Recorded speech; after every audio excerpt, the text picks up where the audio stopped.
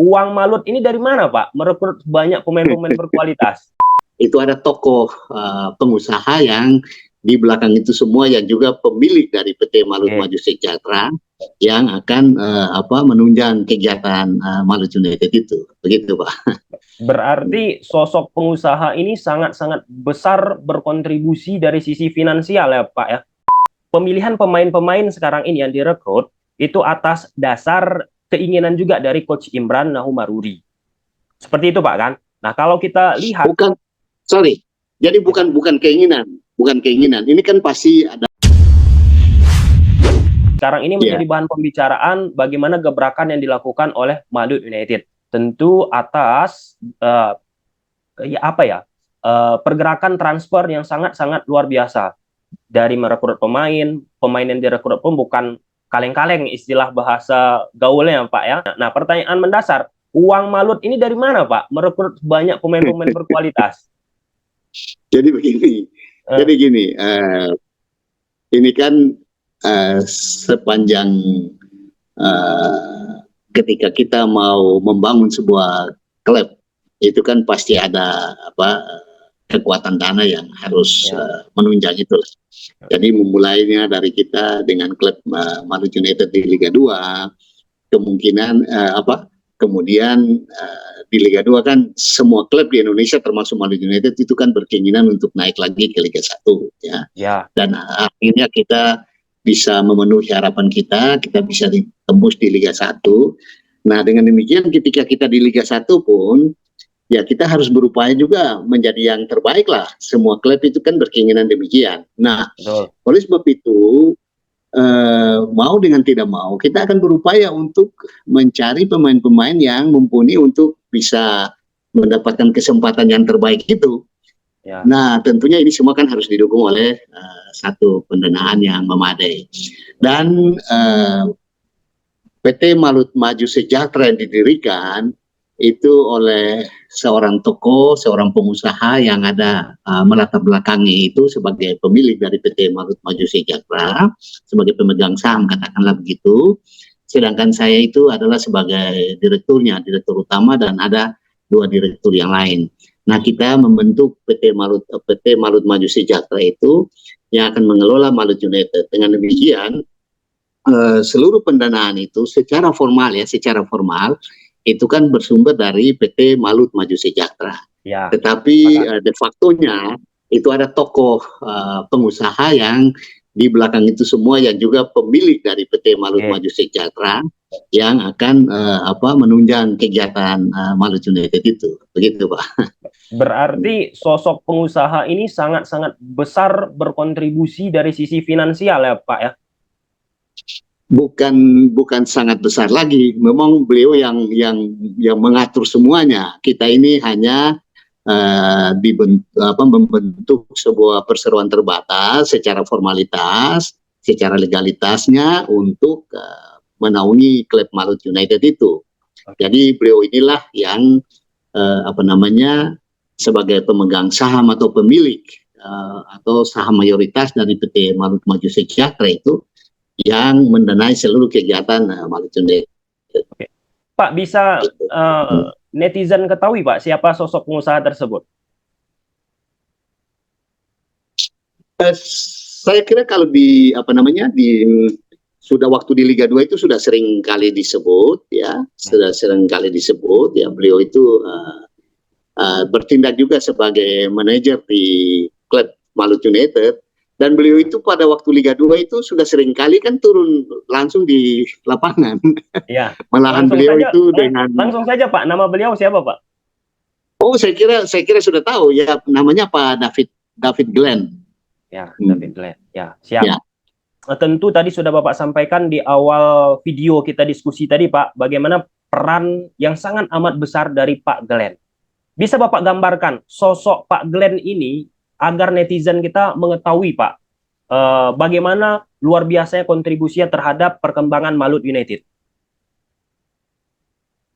Jadi begini, beliau ini seorang pengusaha yang memang hobi di bola. Ya. Pengusaha tambang, Pak, kan? Ya? Pengusaha tambang, Pak, kan? pertambangan. Ya, saya kira itu sudah hal yang diketahui secara umum ya. Ya. Nah, kemudian dan lokasinya itu kan di daerah Maluku Utara. Nah, karena itu dia bercita-cita bahwa apa yang dia peroleh dari bumi Maluku Utara itu, dia juga mau mengembalikan itu dengan memberikan kontribusi dalam bentuk memberikan hiburan kepada masyarakat Maluku Utara dengan membentuk sebuah klub. Karena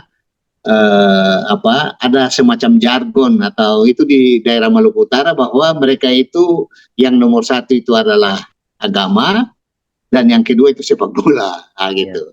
Nah, karena beliau itu berhasil usahanya di bumi Maluku Utara itu, nah beliau ingin mengembalikan itu juga kepada Maluku Utara melalui pembentukan klub itu. Jadi akhirnya klub itu langsung dinamakan Maluku Utara United.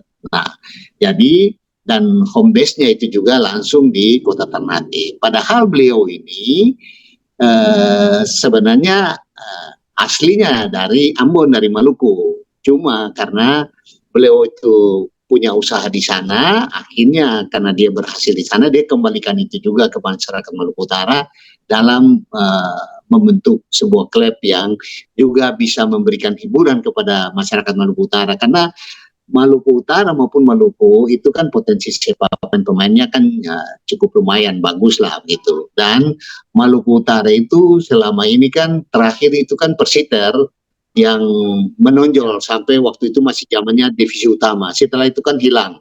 Nah, ini beliau mau mengembalikan lagi suasana klub, suasana sepak bola di Maluku Utara dan dibentuklah Maluku United itu begitu. Jadi latar belakang singkatnya begitu. Oke. Pertanyaan penutup nih Pak, pamungkas Pak. Satu kata untuk Pak Glenn. Oh, ini beliau ini pengorbanannya, bukan pengorbanan, keikhlasannya luar biasa. Saya tidak pernah mau menggunakan kata pengorbanan kepada beliau, karena beliau itu sesuatu beliau lakukan dengan ikhlas. Jadi begini, beliau ini bukan seperti bukan orang kaya raya yang luar biasa sih, bukan. Tetapi dia punya keikhlasan untuk memberi itu yang luar biasa. Nah, jadi ini beliau ini punya keikhlasan untuk memberi itu luar biasa. Jadi dia hanya mau mengembalikan apa yang diperoleh di daerah Maluku Utara itu juga untuk memberikan kontribusi dalam bentuk memberikan hiburan, kesenangan kepada Maluku Utara, karena beliau tahu bahwa di Maluku Utara sepak bola itu nomor 2 setelah agama begitu. Itu yang beliau pernah ungkapkan, dan itu beliau ungkapkan di mana-mana saja. Jadi saya mau sampaikan itu, keikhlasannya itu luar biasa. Ya. Nah, jadi saya tidak pernah mau menggunakan kata pengorbanan. Kalau orang berkorban itu kan ada merasa terbeban dan ada merasa nanti harus ada sesuatu kembali. Enggak, beliau itu keikhlasannya luar biasa. Dan itu kan saya kira kita sama-sama tahu lah, untuk membangun sebuah klub itu, apalagi mulai berjuang dari Liga 2 sampai Liga 1, itu kan cukup mengeluarkan dana yang lumayan lah. Ya, begitu. Tadi soal membahas transfer, kita bahas soal penunjukan pelatih nih Pak. Nah, di Liga Indonesia sekarang Pak, gemar pelatih yang direkrut oleh klub-klub kita itu berasal dari asing. Nah, jarang sekali pelatih lokal diberi kesempatan. Atas dasar itu, apa pemikiran dari PT Malut Maju Sejahtera untuk memutuskan akhirnya di musim ini menggunakan pelatih lokal? Jadi begini, kita kan sudah menggunakan pelatih lokal ini ketika di Liga 2. Ya. Dan dia sudah menunjukkan performa yang mumpuni, sehingga dari Liga 2 kita sudah masuk ke Liga 1. Nah, kemudian atas berbagai pertimbangan, ya, itu kan dia masih digunakan lagi di Liga 1. Tetapi kan kita semua apa saja, Pak? Pertimbangannya, Pak? Ya? Pertimbangannya apa saja? Itu yang tadi saya bilang, bahwa pertama dia kan sudah membawa Liga 2 ini berhasil ke Liga 1, Maluku United kan. Nah, jadi dari hasil penilaian manajemen klub bahwa dia masih bisa dipercaya, ya, masih bisa dipercaya, apalagi kan di samping ada pemain-pemain baru, tapi juga pemain-pemain lama yang masih ada di Liga 2 di Maluku United ini pada saat di Liga 2. Dan kemudian juga ada pemain-pemain baru yang direkrut ini kan juga masih cukup dekat dan cukup pelatih kita ini kan cukup mengenal mereka juga, dan tentunya jangan lupa bahwa rekrutan pemain-pemain ini kan juga atas saran dari tim teknis dan otomatis head coach juga, head coach. Nah, jadi otomatis mereka ini kan sudah mempelajari berbagai kemungkinan tentang klub ini ke depan. Nah, jadi kepercayaan manajemen Malut United ini kepada saudara Imran Nahumaruri ini akan nanti kita lihat ke depan. Kan semua klub, baik itu pemain maupun pelatih, itu tuh kan pada waktunya kan akan ada evaluasi apakah pemain ini masih tetap bertahan atau kita ganti. Ya dengan demikian juga kan pelatih begitu, apakah pelatih ini masih bertahan atau akan diganti, tapi itu nanti ada pada waktunya. Yang saat ini manajemen klub itu mengambil keputusan untuk saudara Imran Nahumaruri itu akan memegang lagi Malut United di Liga 1 begitu. Iya Pak, ini tentu kesempatan sangat penting juga bagi Coach Imran ya Pak ya. Bagaimana membuktikan kalau misalnya pelatih lokal itu bisa berbicara banyak nih dari gempuran dalam tanda petik pelatih-pelatih asing yang ada di Liga Indonesia. Nah, tadi ada statement yang menarik Bapak sampaikan soal pemilihan pemain-pemain sekarang ini yang direkrut itu atas dasar keinginan juga dari Coach Imran Nahumaruri. Seperti itu Pak kan? Nah, kalau kita lihat jadi bukan keinginan, Ini kan pasti ada satu perundingan bersama kan, ya. Dari kan ada tim teknisnya, ada pelatihnya, ada manajernya, ada macam-macam lah. Mereka menggabungkan pendapat dari berbagai macam sudut pandang masing-masing sehingga terbentuklah atau terjadilah rekrutmen pemain ini, pemain A, pemain B, pemain C dan sebagainya. Nah, itu yang saya bilang bahwa dengan demikian saudara Imran Nahumaruri ini kan pasti sudah siap dan mengenal pemain-pemain yang akan dia latih nanti. Bukan pelatihan tiba-tiba kita datangkan dengan pemain yang sudah ada. Ini kan dari awal ya. Jadi kita percayakan kepada yang bersangkutan, ya semoga saja dia bisa berhasil dengan baik walaupun kita tadi bahasanya semacam dikerubuti lah katakanlah begitu oleh pelatih-pelatih asing di klub-klub Liga 1 yang lain begitu. Ya kita nanti lihatlah ke depan.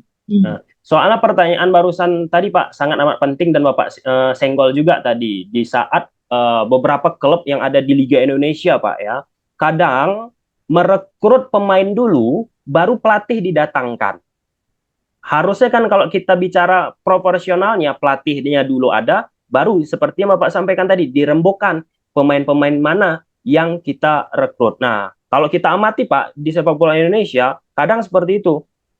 Pemain dulu didatangkan, baru pelatih yang menyesuaikan. Tentu itu tidak proporsional Pak kan? Itu bagaimana tanggapan Bapak? Jadi begini, mungkin latar belakangnya berbeda kan? Hal-hal yang terjadi itu kan, karena kita ini kan bersama dengan Imran kan sudah dari Liga 2. Ya, betul. Nah, kemudian beberapa pemain dari Liga 2 ini, Malut United ini kan masih terbawa masuk juga ke Liga 1. Di samping kemudian ada rekrutmen baru, baik itu pemain asing maupun pemain lokal Indonesia.